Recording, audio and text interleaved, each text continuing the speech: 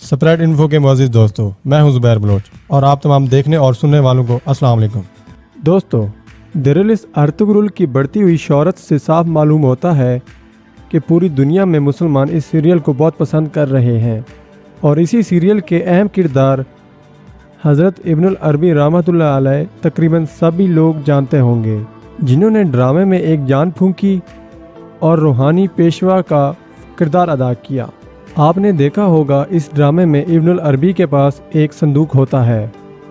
جن کو وہ بہت زیادہ احتیاط سے رکھتے ہیں، اور اسی صندوق کی حفاظت اپنی جان سے بھی زیادہ کرتے ہیں، اور اسی انوکھے صندوق کے پیچھے صلیبی ہاتھ دھو کر پڑے ہوتے ہیں۔ دوستو، آج کی ویڈیو میں ہم آپ کو بتائیں گے کہ اس صندوق میں مقدس امانتیں کون سی تھیں اور کیوں صلیبی ہر حال میں یہ مقدس امانتیں حضرت ابن العربی سے حاصل کرنا چاہتے تھے۔ معزز دوستو، خلافت عثمانیہ کی تاریخ کا مطالعہ کرنے سے ایک اور لمبی تحقیق کا پتہ چلا ہے کہ حضرت ابن العربی کے پاس جو صندوق موجود تھا اس میں حضرت خضر علیہ السلام کا جبہ یعنی قمیض مبارک تھی، اور یہ جبہ مبارک حضرت ابن العربی کے پاس حضرت احمد یوسفی کے ذریعے پہنچا تھا۔ حضرت ابن العربی کے پاس یہ ایک امانت تھی، انہوں نے اس امانت کی حفاظت اپنی جان سے بھی زیادہ فرمائی۔ یہ جبہ یعنی قمیض کسی نہ کسی طرح اس شخص کے پاس پہنچنی تھی جس نے اسلام کے پرچم کو بلند کر کے مسلمانوں کو ایک عروج دلوانا تھا، اور شاہد اللہ پاک نے ارطغرل کو اس جبہ مبارک کے لیے پہلے ہی چن لیا تھا، اس لیے یہ مقدس امانت نسل در نسل چلتی آ رہی تھی۔ اگر اسلامی تاریخ کا مطالعہ کیا جائے تو یہ معلوم بھی ہوتا ہے کہ جس کو بھی یہ مقدس امانت عطا ہوئی وہ جنگجو ہر میدان میں فتح مند ہو کے لوٹا تھا، اور یہ بھی کہا جاتا ہے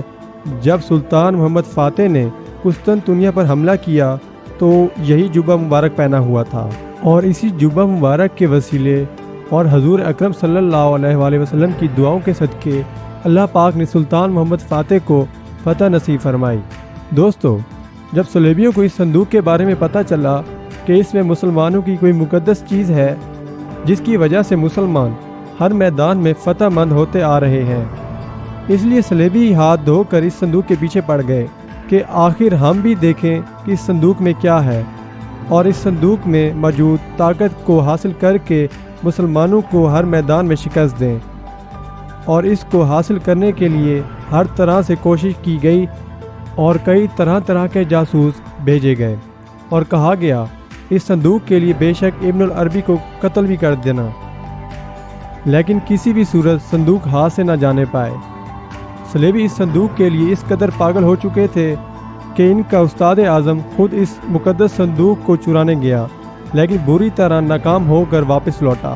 کیونکہ اللہ پاک نے اس مقدس امانت کے لیے عظیم مرد مجاہد ارطغرل غازی کو چن لیا تھا،